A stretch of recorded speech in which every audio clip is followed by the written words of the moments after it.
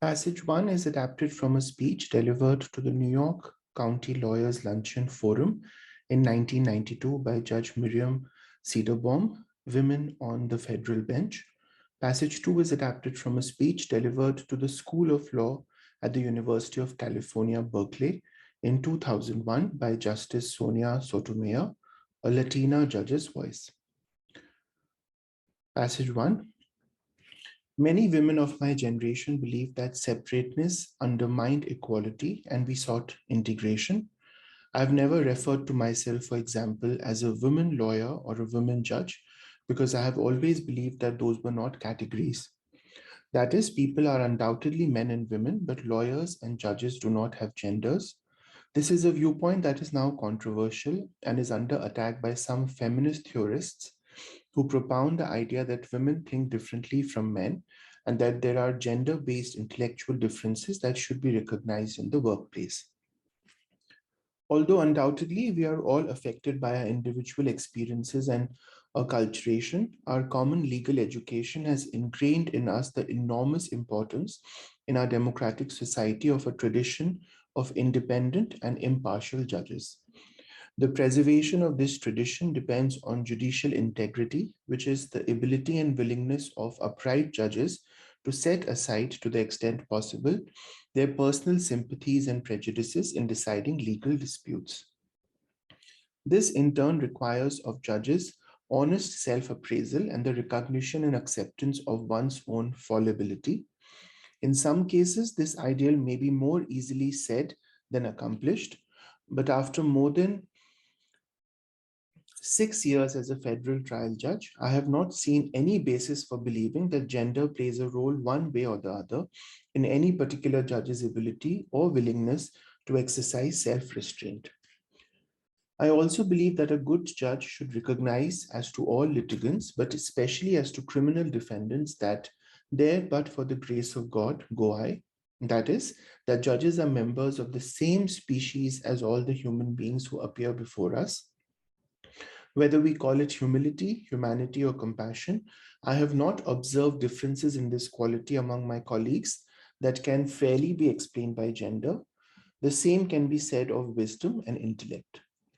Perhaps it is because of my own background that I find it difficult to accept the notion that as judges or lawyers, men and women have fundamentally different approaches.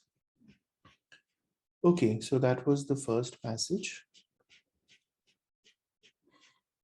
The main purpose of the first paragraph of passage 1 is to, so let's go back and look at the first paragraph again. So this one, right? This paragraph kind of introduces Judge Cederbaum's main thesis that she feels that gender does not play a major role in the outcome of a judge's opinion, in the way a case is decided. She also presents the prevailing idea, that is, that there are feminist interpretations or feminist theorists who say that the gender of the judge does have a bearing on the outcome of a case, and that this pertains not just to lawyers and judges, but to other workplaces as well. But Judge Cederbaum does not subscribe to that theory, and she is very categorical in the introductory paragraph in saying that I don't see any difference between a male judge and a woman judge.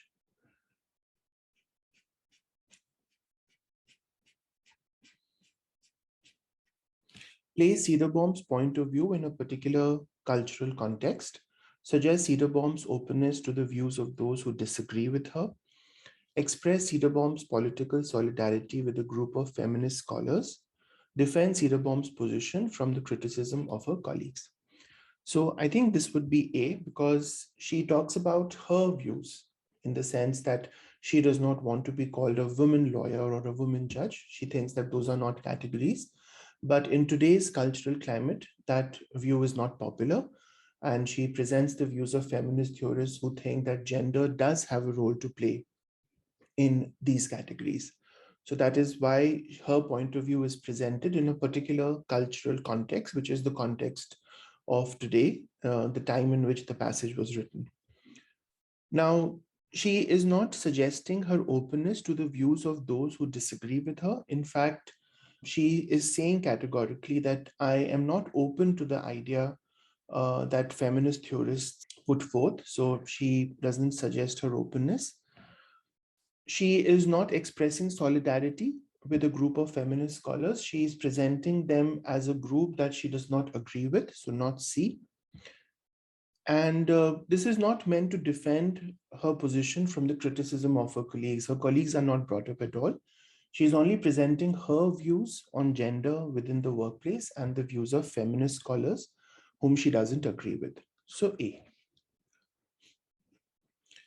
Which choice from passage 1 best supports the idea that judges' personal backgrounds may be at odds with the professional responsibilities emphasized in their training? Okay, lines 4 to 8, 16 to 22. I have categories, and although judges,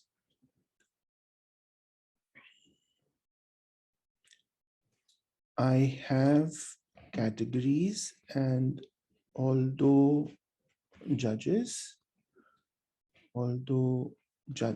okay. And then you have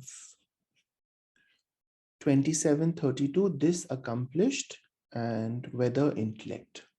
27, this accomplished and whether intellect. Yeah, this part. Okay, so these were the line numbers. And the question that we are trying to answer is, which choice supports the idea that judges' personal backgrounds may be at odds with the professional responsibilities emphasized in their training? Okay. So the first option, I have never referred to myself, for example, as a woman lawyer or a woman judge, because I have always believed that those were not categories. Although undoubtedly we are all affected by our individual experiences and acculturation, our common legal education has ingrained in us the enormous importance in our democratic society of a tradition of independent and impartial judges. This in turn requires of judges honest self-appraisal and the recognition and acceptance of one's own fallibility. In some cases, this ideal may be more easily said than accomplished. And whether we call it humility, humanity, or compassion, I have not observed differences in this quality among my colleagues that can fairly be explained by gender. The same can be said of wisdom and intellect. So this is B, right? Because this is where she talks about her training, her legal education, and the education has ingrained in her the enormous importance of not looking at these silos when deciding on cases, a tradition of independent and impartial judges. And even though we are affected by individual experiences, she says that we are affected by who we are, by our experiences, our cultures. Legal training, the professional training that judges undergo, emphasizes impartiality. So that would be the right answer. Okay, in option A, she's talking about her own viewpoint, that she does not look upon herself as a woman judge. She looks upon herself as a judge only, regardless of gender. So that has nothing to do with professional training. In option C, she talks about the fact that it is important for judges to recognize their own fallibility, right? So this talks about judges' professional duties, how they perform in court. So this again does not have to do with training or legal education. And in the fourth option, she talks about how her viewpoint on gender not being a factor derives from her experience as a judge, right? She has never observed differences in the quality of the judgment. So the only option that talks about professional training, which the question refers to, is option B. So this is the answer. As used in line 43, appear most nearly means. So let's look at appear 43. Appear, this one, right? That judges are members of the same species as all the human beings who appear before us. So this refers to the case, right? In when you have a criminal or a defendant or a person facing trial coming to the court, then the person appears before the judge, right? So let's see the best answer for that. So I would say when people are brought before us, right? Because the idea of being brought before the judge would indicate a sense of that professional setup in which the person facing trial is brought to the court, right? So it is not something that is voluntary. So that idea of being brought is captured in D. Those people don't develop before us. That doesn't fit the context. So not A. There is no point of resemblance here, so not B. And people are not evident before us, so doesn't fit the context either. So D. Okay, let's read the second passage now. While recognizing the potential effect of individual experiences on perception, Judge Sotomayor nevertheless believes that judges must transcend their personal sympathies and prejudices and aspire to achieve a greater degree of fairness and integrity based on the reason of law. Although I agree with an attempt to work toward Judge Cedarbaum's aspiration, I wonder whether achieving that goal is possible in all or even most cases. And I wonder whether by ignoring our differences as women or men of color, we do a disservice both to the law and society. Whether born from experience or inherent physiological or cultural differences, a possibility I abhor less or discount less than my colleague Judge Cedarbaum, our gender and national origins may and will make a difference in our judging. Justice Sandra Day O'Connor has often been cited as saying that a wise old man and wise old women will reach the same conclusion in deciding cases. I'm also not so sure that I agree with the statement. Let us not forget that wise men like Oliver Wendell Holmes and Justice Benjamin Cardozo voted on cases which upheld both sex and race discrimination in our society. Until 1972, no Supreme Court case ever upheld the claim of a woman in a gender discrimination case. I believe that we should not be so myopic as to believe that others of different experiences or backgrounds are incapable of understanding the values and needs of people from a different group. Many are so capable. As Judge Cedarbaum pointed out to me, 9 white men on the Supreme Court in the past have done so on many occasions and on many issues, including Brown versus Board of Education. However, to understand takes time and effort, something that not all people are willing to give. For others, their experiences limit their ability to understand the experiences of others. Others simply do not care. Hence, one must accept the proposition that a difference there will be by the presence of women and people of color on the bench. Personal experiences affect the facts that judges choose to see. My hope is that I will take the good from my experiences and extrapolate them further into areas with which I'm unfamiliar. I simply do not know exactly what that difference will be in my judging, but I accept that there will be some based on my gender and my Latina heritage. Okay. In the first paragraph of passage 2, lines 55 to 69, Sotomayor indicates that race and gender differences among judges are. So here you are asked to talk about the first paragraph, and Judge Sotomayor is fundamentally taking a different position from Judge Cedarbaum in that she thinks that race and sex differences do play a part, right, in how a judge would decide the case. And while it is important to transcend those differences between people, being conversant and acknowledging these differences is something that judges should be attuned to. So her argument is different from what Judge Cedarbaum was making. So what is Sotomayor indicating? That race and gender differences are necessary elements for achieving system-wide judicial integrity, inevitably problematic for people who dismiss their importance, ultimately damaging to impartial analysis, possibly beneficial to the people at large. Okay, so I think I can eliminate B and D straight away because I don't think she presents those as problematic. for people who dismiss their importance. She's more interested in how they affect the outcome of cases, right? So I'm looking at judicial outcomes, which is what option A talks about, and also option C talks about. And I don't think she talks about their benefit to the public at large, right? She's very focused on judicial outcomes. Now, between A and C, let's just quickly read what she's saying. While recognizing the potential effect of individual experiences on perception, Judge Cedarbaum nevertheless believed that judges must transcend their personal sympathies and prejudices and aspire to achieve a greater degree of fairness. Although I agree with an attempt to work towards Judge Cedarbaum's aspiration, I wonder whether achieving that goal is possible in all or even in most cases. And I wonder whether by ignoring our differences, we do a disservice both to the law and society.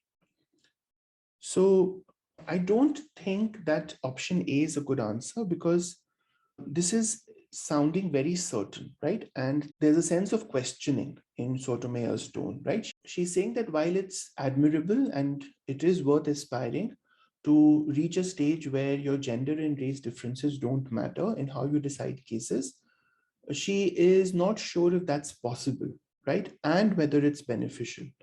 So I think I would go with D then, right? Because I think both A and C sound very certain. And while she develops the argument in option A later, in the first paragraph, that argument is not developed, right? In the first paragraph, the idea of achieving system-wide judicial integrity or the idea of being damaging to impartial analysis, those are not presented in such certain terms. But she does talk about, if you look at the last, so D, if you look at the last line, she does say that I wonder whether by ignoring our differences, we do a disservice both to the law and society. So she does talk about the public at large and whether those differences are possibly beneficial. That sense of open questioning in the tone of the paragraph is conveyed by possibly. So D is good. As used in line 103, simply most nearly means. So let's see 103. Okay. Others simply do not care. So she's talking about the ability to understand the experiences of others and how some people may not be able to transcend their own selves and their own experiences, while others simply do not care, right? So, which is the best replacement for this? Others, frankly, right, don't care. So, because simply here is used in a negative sense, right? Because you're trying to say that some people are limited in their ability to understand the experiences of others, while others simply, frankly, don't care, right? So, let's just be frank and let's just say it as it is. People don't care. So, I think frankly makes sense. Okay, modestly would not fit the context here because to be modest is to be humble, and that's not the context that we are talking about. We are not talking about not caring easily. We are talking about being frank about the fact that people don't care. And barely would not work with don't care, right? I could say others barely care, but if I'm saying others don't care, then I should say frankly, right? Not barely. So C. In the context of Sotomayor's speech, the sentences in lines 108 to 115, passage 2, serve mainly to, so my hope and heritage. Okay, 108, my hope from here to here. My hope is that I will take the good from my experiences and extrapolate them further into areas with which I'm unfamiliar. I simply do not know exactly what that difference will be in my judging, but I accept that there will be some based on my gender and my Latina heritage. Okay. Qualify the evidence provided in the passage with a new consideration. Cast the main argument of the passage in a personal light. Offer a note of ambivalence about the implications of the passage.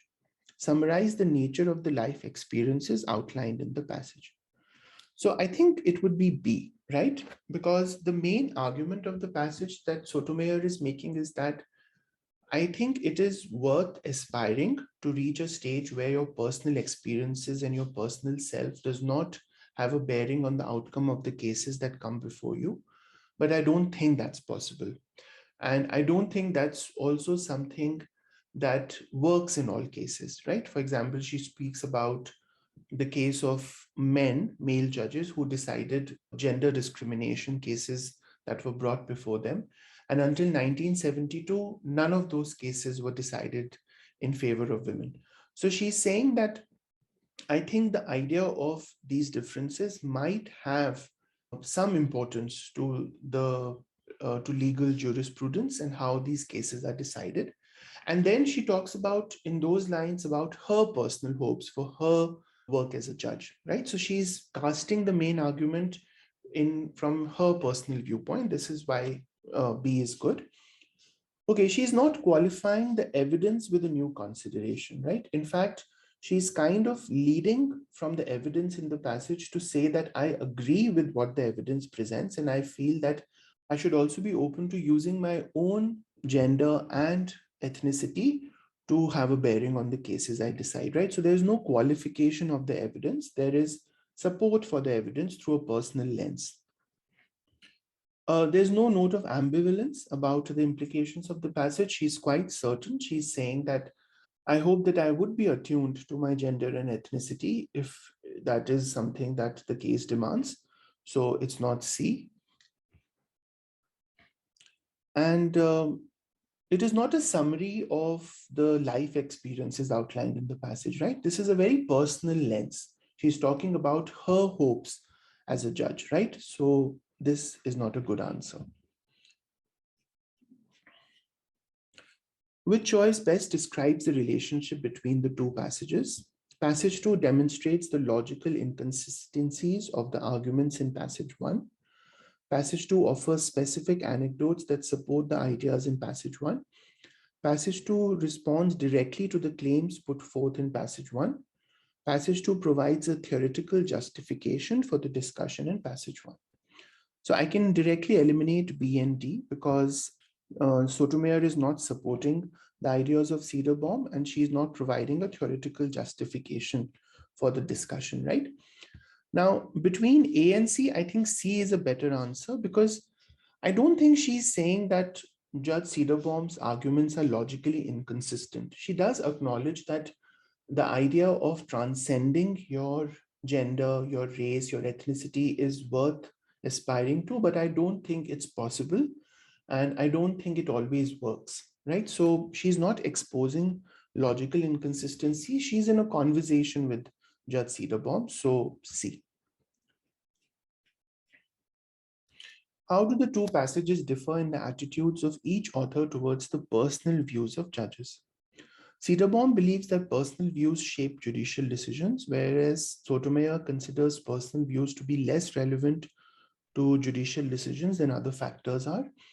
Cederbaum argues that judges must strive to overcome personal views, whereas Sotomayor suggests that personal views are a potentially helpful tool for judges.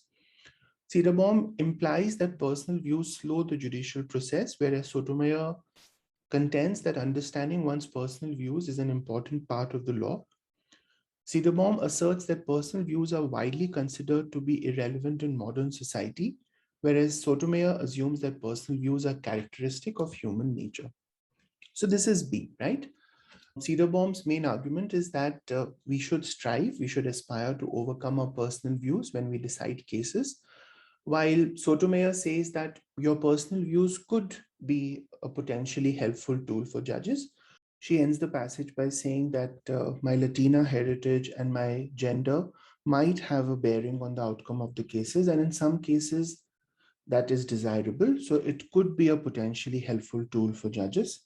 So B is good.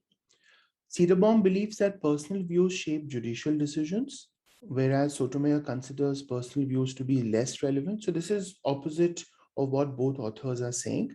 The first author is saying that personal views should not shape judicial decisions, while Sotomayor is saying that they might be potentially helpful, so not A.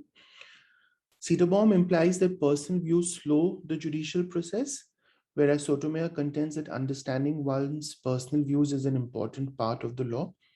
So I think both of these present arguments that are not directly referred to in the passages, I don't think there is any mention of personal views slowing the process. I don't think time is a factor that Cederbaum brings up. And the way Sotomayor's argument is presented also does not seem correct. She doesn't say that it's an important part of the law, but I would rather say that she thinks it could be potentially beneficial in some cases. So the way B phrases it is better. Cederbaum asserts that personal views are widely considered to be irrelevant in modern society, whereas Sotomayor assumes that personal views are characteristic of human nature. So this again misconstrues Cederbaum's argument, because she in fact says that in modern societies, personal views and your self, the person that you are, does seem to have a bearing. That is what feminist scholars say. So she's not asserting what the option is saying. And I don't think Sotomayor is saying that personal views are characteristic of human nature. She's saying that in a way to get to the larger argument, which is to say that personal views should not be completely eliminated from the judicial process. So this is partly okay, but does not capture the gist of her argument. So B is the best answer. Based on passage 1, how would Cederbaum likely comment on Sandra Day O'Connor's statement as reported in passage 2, lines 76 to 79? So this was here. Justice Sandra Day O'Connor has often been cited as saying that a wise old man and a wise old woman will reach the same conclusion in deciding cases. So Cederbaum will agree with this, right? Because Cederbaum feels that gender does not have a bearing on how cases are decided. She would agree with the statement because she believes that gender does not serve a genuinely important purpose in judicial analysis. She would agree with the statement because she believes that older judges have more experience on which to draw than younger judges do. She would disagree with the statement because she believes that gender is a bias that the best judges eventually learn to suppress in their work. She would disagree with the statement because she believes that judges in the past did not recognize that personal opinions can harm the judicial process. So I can directly eliminate C and D. And between A and B, A definitely is the best answer because Cederbaum has categorically stated that she does not believe that gender plays an important role in judicial analysis. And B is not correct because that argument of Sandra Day O'Connor is not related to age, but gender. Cederbaum does not talk about age. She does speak about gender, so A. Okay, which choice provides the best evidence? So 2 to 4, many integration, 32, 37, but after self-restraint. Okay, so many and integration. Okay, so many women and integration, 32, but after and yeah, but after and self-restraint. Okay.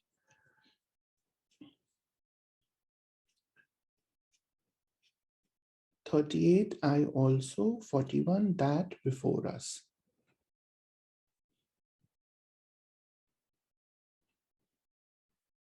38, I also, and that before us. Okay, right here. Okay, so many women of my generation believe that separateness undermined equality and we sought integration. But after more than 6 years as a federal trial judge, I have not seen any basis for believing that gender plays a role one way or the other in any particular judge's ability or willingness to exercise self-restraint. I also believe that a good judge should recognize as to all litigants, but especially as to criminal defendants, that there but for the grace of God go I. That is, judges are the members of the same species as all the human beings who appear before us. So this is B, right? B is stating very clearly that her experience as a judge tells her that gender does not play a role at all in how cases are decided. And that's exactly what Justice Sandra O'Connor was saying as well. In A, she talks about what the views of her generation were with regard to gender. And she felt that if gender was emphasized, then that would lead to an undermining of equality. So that is not relevant to the question, because in the question we're talking about whether gender affects the quality of judicial decisions, so not A. And in option C and D, she's kind of saying that while I don't think gender plays a role, I think we should be open to the idea that judges are just as human as the people who appear before them. So we should be humble, we should be compassionate about how we arrive at decisions. So B is the evidence that very clearly states that gender does not have a role in the outcome of cases. So B. Okay, let's grade this. 11. A, B, D, D, C.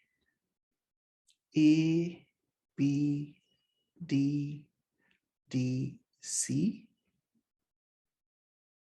And B, C, B, A, B. B, C, B, A, B. Okay, great. So we got all correct.